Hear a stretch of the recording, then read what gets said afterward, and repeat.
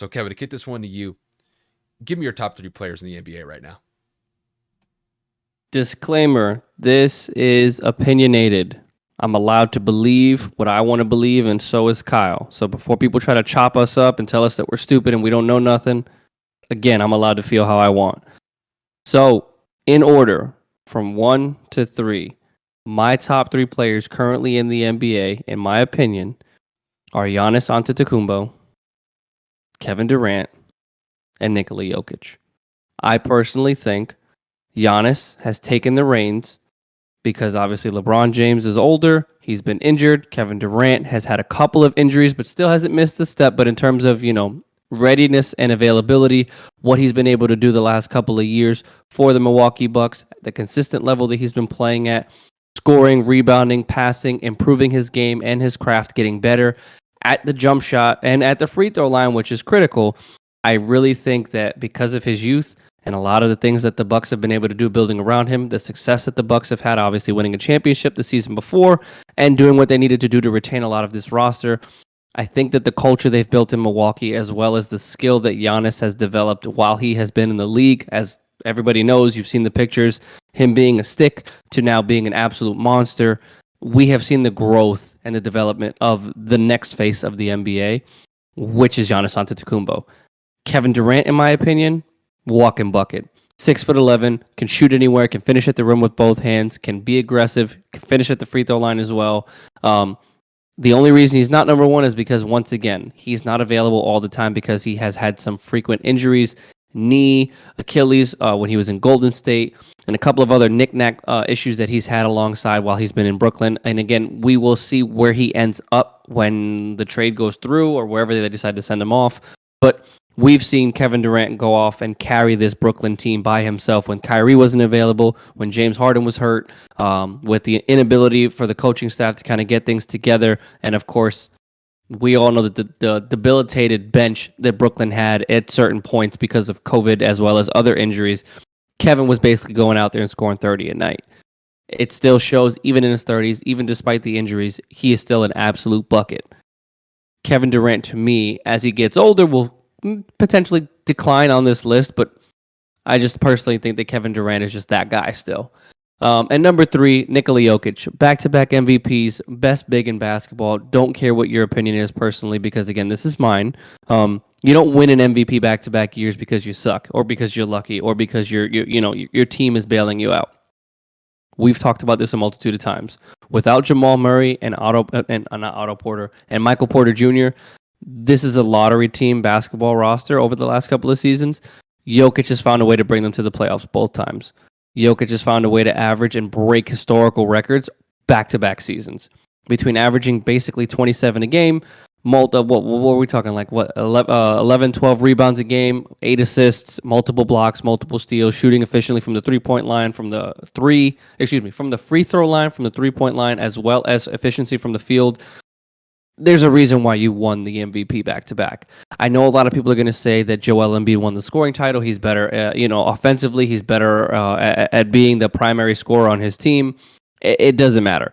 I'm not just looking at scoring. When you look at the big picture and look at what Jokic brings to the table, as well as the fact that he can bring the ball up, facilitate without a skipping of a beat in terms of the system that they run in Denver, Nikola Jokic is hands down one of the best players in the league. Now, if you were to extend this list to maybe 4 or 5, I could potentially see myself putting in Steph Curry. I could potentially see myself putting in LeBron James. I mean, it just really, really depends what we're talking about. But let's not get it twisted. The 3 players that I mentioned rightfully belong in the top 5 discussion because of the consistency that they've been able to put on the consistencies they've been able to put and contribute to the NBA and their team's success. So again, just to go over it, I got Giannis, I got KD, and I got Jokic. Yeah, I mean, that's a solid list. I mean, just to kind of narrow it to 3, it's a difficult task it's by hard. itself. It's hard. There were a lot of names that we both went over before we decided on our top 3, but I do have a similar type of list compared to yours, but it will be a little bit different when it comes to the number 1 spot. But I'm actually going to start at number 3 and then work down to the number 1. So for my number 3 player, I have Giannis Antetokounmpo. I think Giannis is one of the best players in the NBA at this current moment in time. Granted, he didn't have the success that he had the year prior, won an NBA championship in 2021. But this past season fell a little bit short in that regard, but it was not because of Giannis. Giannis was dominating pretty much every game that you could think of throughout not only the regular season, but in the playoffs as well. Giannis is one of the hardest working individuals, one of the hardest working players that I've seen this generation. He is somebody that will just, on the offensive side, is just a bruising force to go up against. And he does not care who he's, guarded against. He will back down whoever he's going up against and just get to the rim as effectively as he can. He is always somebody that is going to score around 25 to 30 points a game. When he really goes off, he's putting up 40, 45. He could have those dominant type performances where he puts up 40 points, 15 rebounds, and could get 5 or 6 assists and maybe 2 or 3 blocks. I mean, Giannis is one of the best big men in the league. Basically, you can make an argument that he is the best center in the NBA. Granted, you'd have to focus on other guys like Joel Embiid, Nikola Jokic, but Giannis has worked his way, and he's done it extremely effectively the last couple of years or so, and he's just a stalwart for the Bucks. Granted, there may be times when I look at the Bucks and I see their offensive style, especially in the playoffs, where it's difficult to watch them offensively because they are a very gritty offensive team. But when they are on point, when Giannis is on point, they are a thing of beauty to watch. And Giannis is really the main force that makes Milwaukee one of the best teams in the Eastern Conference and will be for the foreseeable future. Giannis is definitely the most impactful player for the Bucks, and you can make a case that he is the most impactful player in the Eastern Conference. I can make that argument right alongside Joel Embiid, but if I were to just focus on just the Eastern Conference, I think that Giannis is probably the most impactful player out of every team in the Eastern Conference. So he's well deserving to be in my top 3, and I have him at number 3. At number 2, I have Nikola Jokic. The reason why I have Nikola Jokic at number 2 is this may be a little bit of recency bias here. I don't really care. The guy won back-to-back MVPs. This guy is phenomenal. Jokic is essentially what I would consider like the complete package as far as a big man is concerned. The reason why is he took the center position and innovated a playing style that has really yet to be seen. Because to me, up until about 5-6 years ago, the center position hadn't really caught up to where the NBA standard is.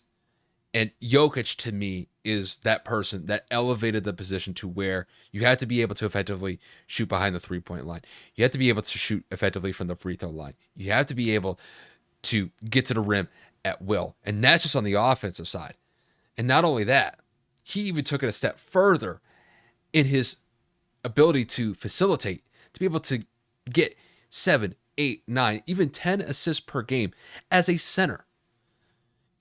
When you look throughout the entire course of the NBA landscape, there are very few players that are at his size that could be able to facilitate the basketball as effectively as he can.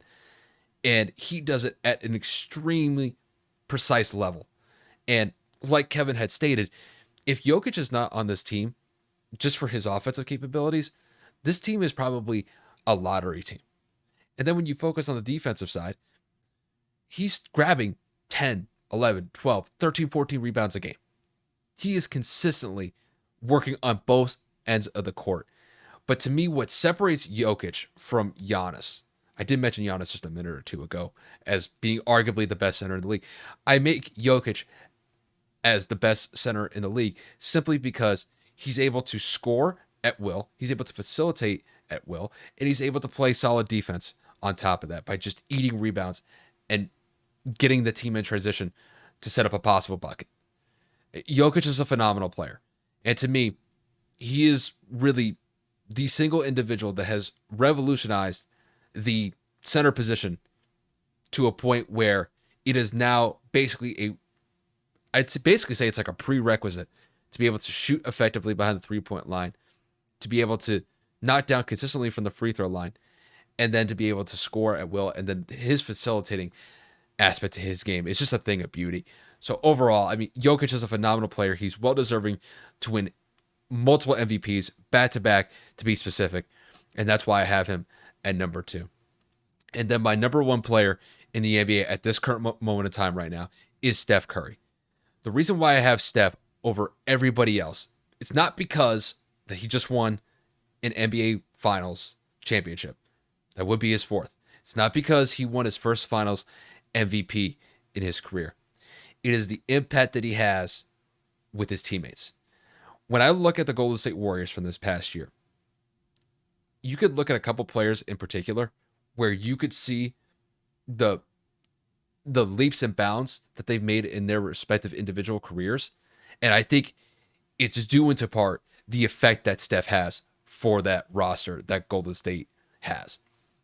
Steph puts these guys in position to be able to execute at the best possible level. When I look at guys like Andrew Wiggins was a cast-off from the Minnesota Timberwolves just a couple years ago. He ends up with Golden State, and in this playoff run, for Golden State to go all the way to the finals and beat the Celtics in the NBA Finals, he was one of the most pivotal pieces that Golden State had. But I think it was the confidence that Steph and the other leaders that Golden State has that gave Andrew Wiggins that ability to flourish in the system that Golden State has. And I think when it comes to Steph's leadership, I think it rubs off not just on Andrew Wiggins. I think it rubs off on Jordan Poole.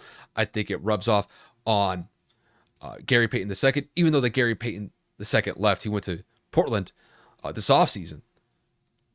They made huge pivotal plays when Golden State needed to. And I think it was because of Steph's leadership. And that's really kind of the part I want to circle this point entirely. When it comes to Steph's leadership, Steph is different from other main pieces that Golden State has. Draymond is the enforcer of that team. There's no other way about it. Steph is going to get in your face, and he's not going to hold back. He's going to say what he wants to say, and he's going to get it off of his chest. When I look at Klay Thompson is definitely more of a chill type of basketball player. He's definitely not as vocal as Draymond, but you can't underestimate his ability to just be a lethal three-point shooter for what Golden State has. And then when I look at Steph is by far and away the most impactful player for Golden State, and probably one of the most impactful players that we've seen, not just in the Western Conference, not just in the NBA, but really this generation as a whole. If Steph's not there, this team doesn't win one finals. Steph is the greatest three-point shooter that we've ever seen in NBA history. He's probably the greatest shooter that we've ever seen. And when you tie all those factors in together, including his leadership and the way that just his overall demeanor, the way that he's able to reach the players and his teammates on the roster, I think it's the most effective way to be able to lock down the chemistry and put guys in position to be able to succeed. And I think Steph basically is like, I would say that Steph, when it comes to his leadership aspect, is in between Draymond and Klay. Steph knows when to turn it up to be a little bit more focused when talking to specific players, and he knows when to dial it back.